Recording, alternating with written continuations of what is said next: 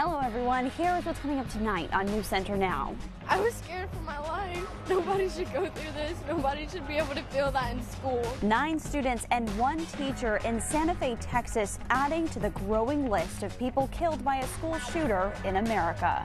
We will have an update on the investigation, and it was a lawsuit designed to hold Big Pharma accountable for the opioid crisis, but it may have backfired in a big way. It's a concern. And student debt is piling up. Do you need a traditional 4-year degree to have a successful career? Nope. We will walk you through the alternatives to student loans. This is News Center Now. 10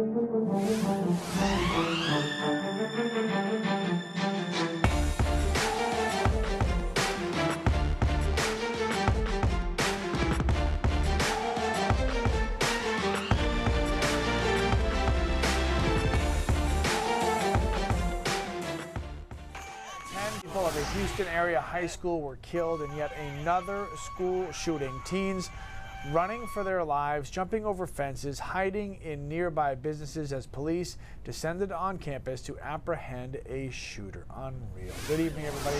I am Lee Goldberg. And I'm Lindsay Mills. Police say the gunman, a student, is in custody.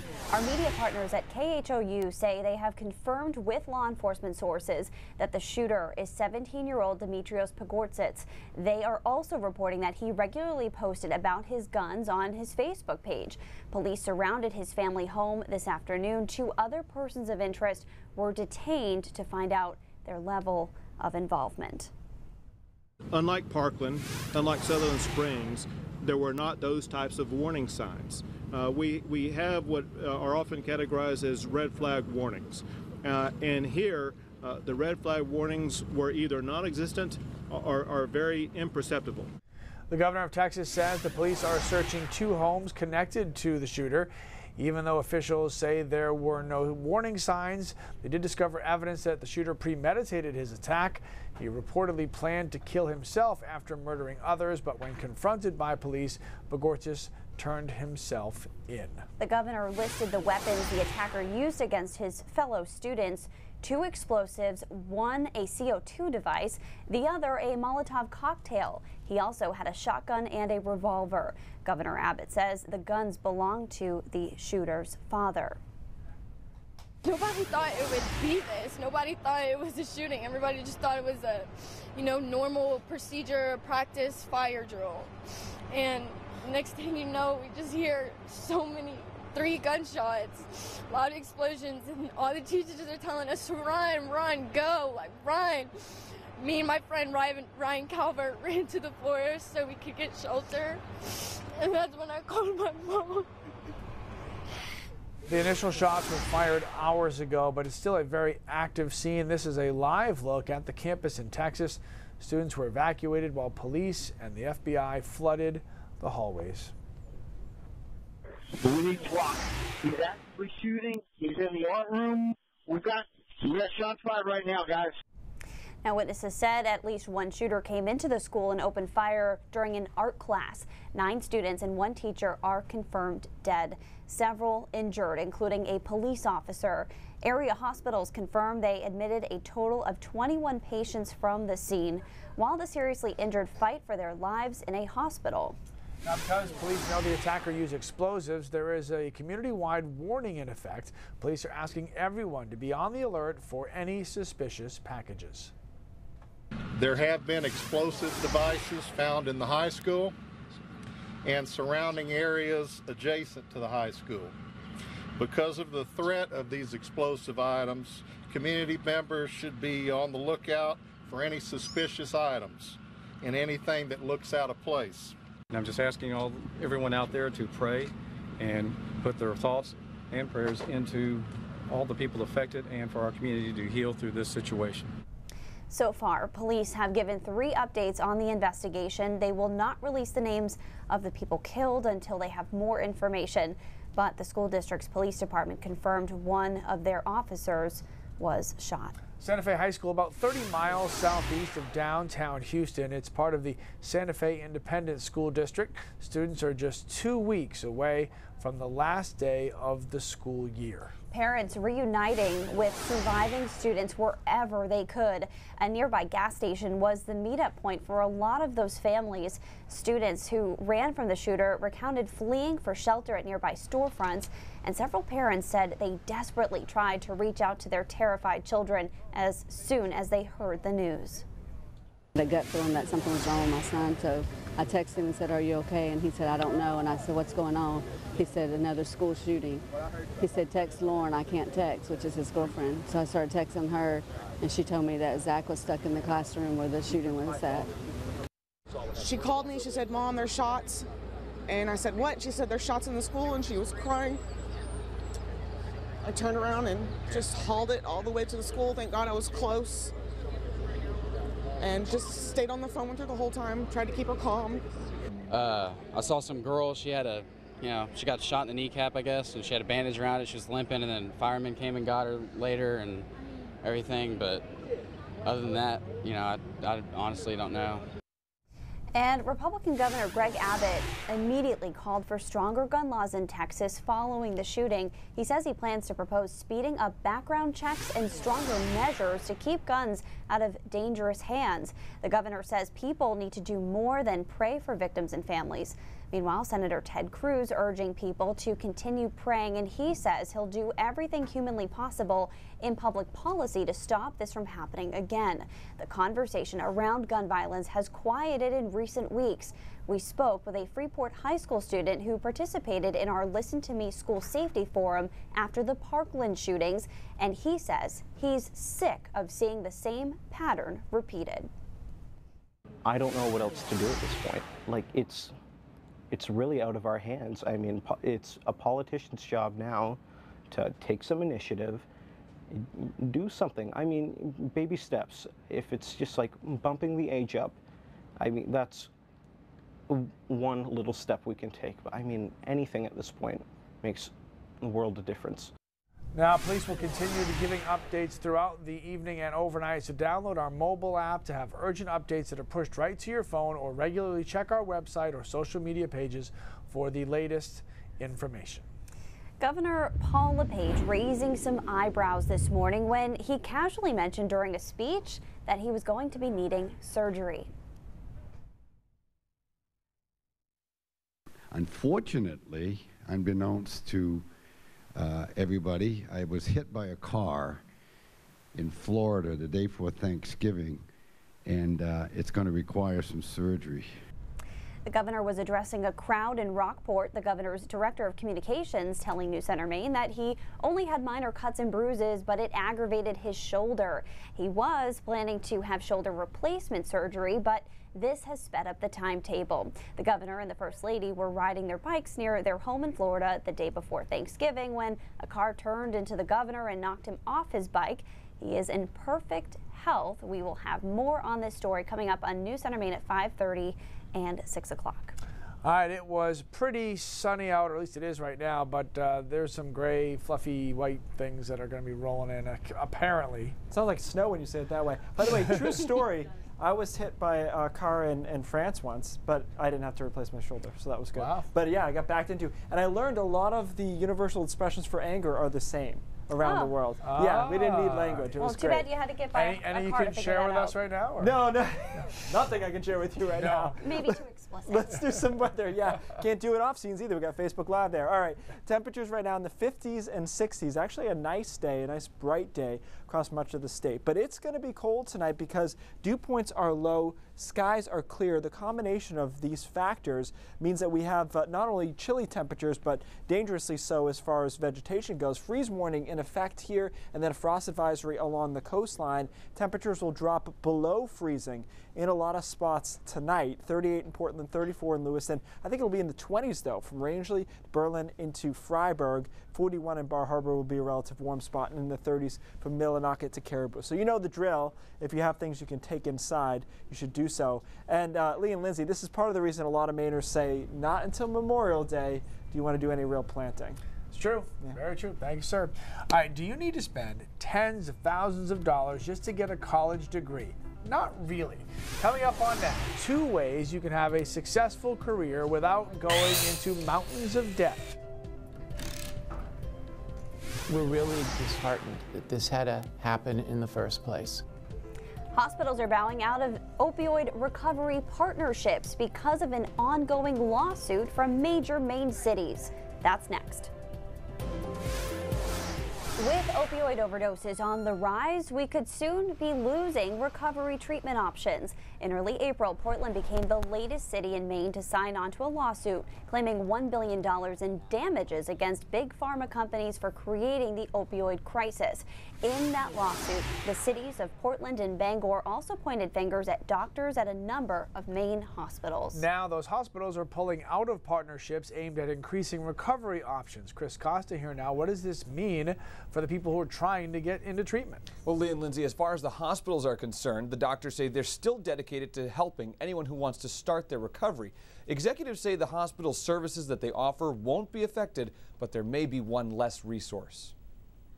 We're really disheartened that this had to happen in the first place. Doctors in the Eastern Maine health systems sharing disappointment, despite the hospital's decision to leave partnerships that direct patients to treatment for drug abuse. The literature is clear that the more we collaborate, the better our results are going to be. Those partnerships, like the Greater Portland Addiction Collaborative or the Community Health Leadership Board, losing hospital partners like Eastern Maine Medical Center or Mercy Hospital. The opioid companies must be held accountable. That's because a lawsuit from the cities of Portland, Bangor, and other places in Maine named doctors from those hospitals as partially responsible for the opioid crisis.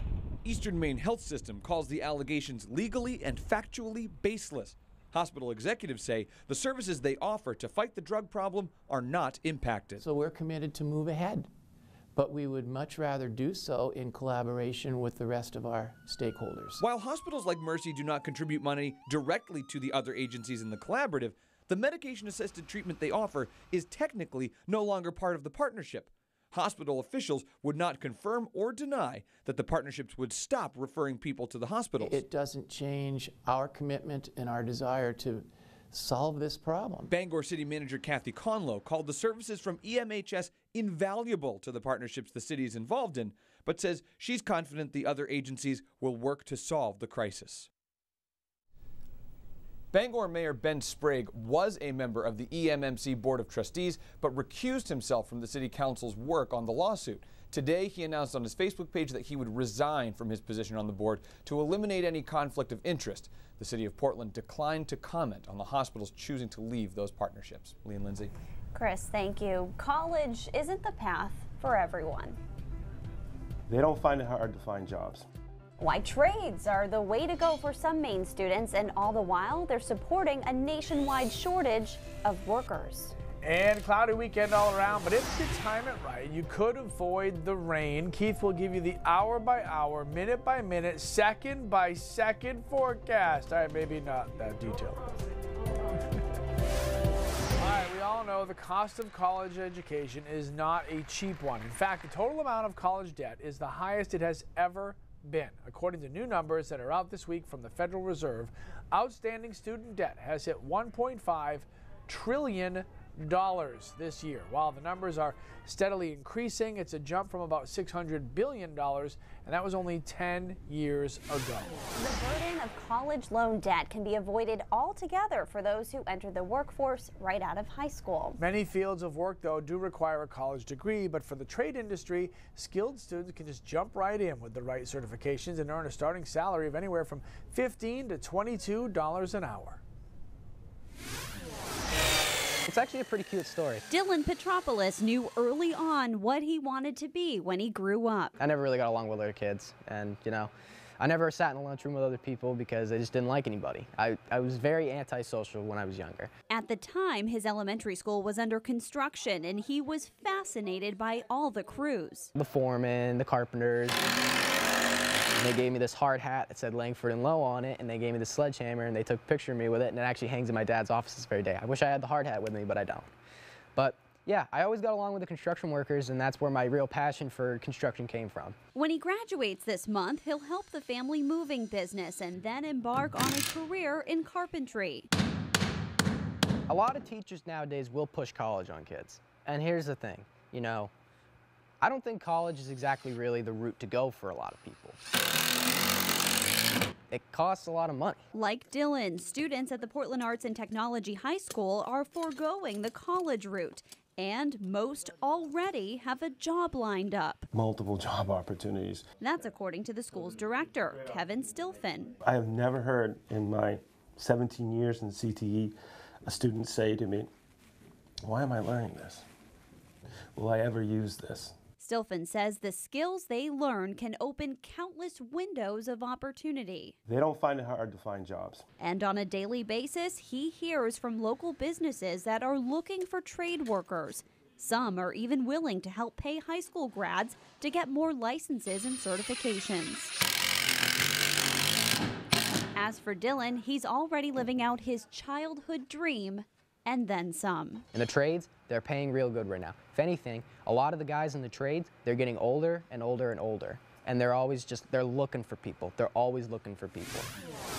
PATHS is one of 30 career and technology education centers across the state. The need for instructors is also great in Maine and across the nation.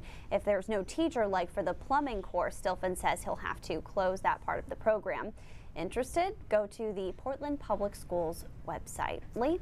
All right, so what if the trade school is not for you and a four-year college isn't in the financial cards? That's where community colleges can come in extremely handy. The state of Maine has 7 to choose from, and for all, business is booming. I think the rising costs of education have made certain options unattainable for families. That nationwide trend is hitting families and institutions.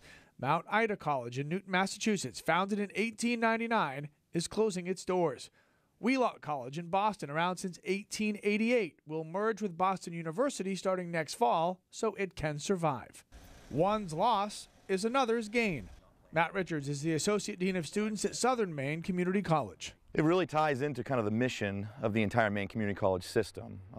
You know, the 7 campuses, we're here to provide those opportunities to families and students who want to get the education and the training that they need at an affordable cost. The numbers don't lie. The Maine Community College system offers the lowest tuition in New England, with an average of $3,700 per year for tuition and fees. 75% of the students get some type of financial aid, and half of the students who attend have their school paid for by grants, which means no loans need to be taken out. But what if you want the full college experience of residential living and a meal plan? Well, 4 of the 7 schools in the Maine system offer that. With our student life component, residential life, athletics, student activities, and the education. So, you know, a student and family, in looking at and comparing the different options of education and the experiences they can get, certainly the community college system has done a great job in providing that opportunity on a level playing field. And according to data sent over by the Maine Community College system, enrollment in the 7 colleges is up to 17,000 students. That is more than double what the number was about 12 years ago. Well, when I was back in college going down memory lane, I would use this as an excuse to just get outside and be outside, maybe study outside. College? That's what people do? Yeah, study out on the lawn. I hope Luca was listening to that, because I don't want to pay for college. Like, well, you gotta start saving. I went to a pretty cheap state college. Look at, actually, never mind. That's not a good example. But it does work. Really? For some people. It's a success story for some people. But yeah, hey, it was nice today. Nice and bright.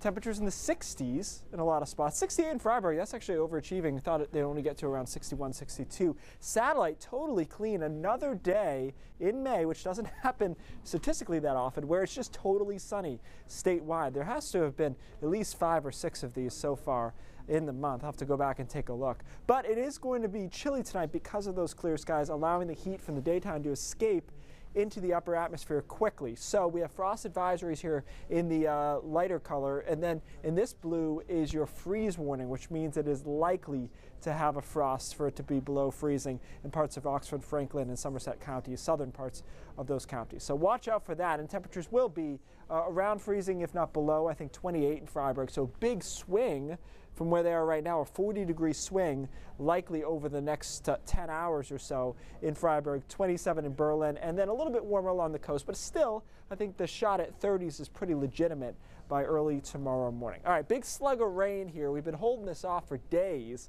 It's been very unsettled to our south and southwest.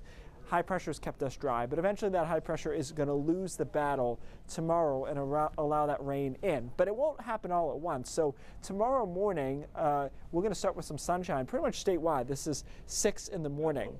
Watch the clouds, though, roll in through the middle part of the day, and then the rain will come in after it through the afternoon hours, 2, 3 over southern Maine, 4, 5, and 6 over the mid-coast. And then the evening, for the rest of us, it'll be raining pretty heavily overnight Saturday, and then we'll clear out for middle part of Sunday before some more showers and storms Sunday afternoon. So the moral of the story is the first half of Saturday looks good, the middle of Sunday looks good. So you piece that together and you can have a pretty decent weekend in between the showers. 2 ways to look at this, guys, as we talked about, you know, okay, only 2 days with rain. Unfortunately, the 2 days are Saturday, Sunday.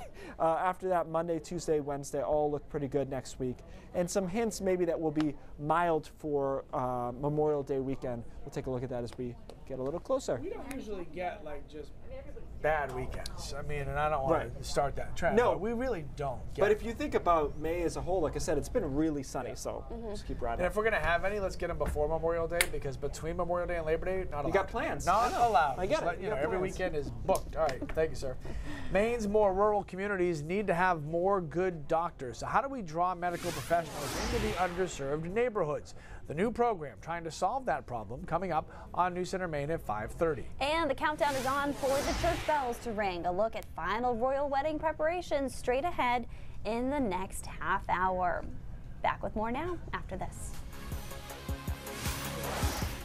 Okay, raindrops today. So this is pretty cool. This is out of northern Colorado. This happened on Monday. What you're looking at here is the path of a hail that came down from a thunderstorm. So the hail shaft went in this direction and it left several inches of hail behind. Of course, what it looks like to the naked eye is snow, as if snow just hit one particular spot. Especially in Colorado, it makes sense. Right. Now, Could happen. Colorado has crazy weather. I've said this before. I think Denver is the biggest city in the country with the craziest weather. Northern Colorado has a totally different climate, but lots of Colorado is actually quite arid. So you have the plains, you have almost a desert climate to the east of Denver, and then, of course, you have the mountains that are so famous. So there's a lot going on there. This hail, though, several inches, is something that you just don't see in New England. You know who would like that? How does it fall in a concentrated area like that and not so widespread? Well, it always does, because thunderstorms are small. The key here is that it moves so slowly, the hail could pile up. So in theory, any thunderstorm with hail, if it didn't move, would end up accumulating. But usually they're 40, 50 miles an hour zipping, but in this case they weren't. You both now have kids, so you should know the answer to this. You know who would like that? He just had his first one the other day. Who would like hail? Who would like that one spot? Olaf from Frozen. Oh, at the end, he gets his own little This is what snowplow. happens when you just have to buckle up when Lindsay starts talking. You never know where you're going to end Luca up. hasn't watched that one News yet. Center at 5:30 starts right now, kids. Have a great weekend.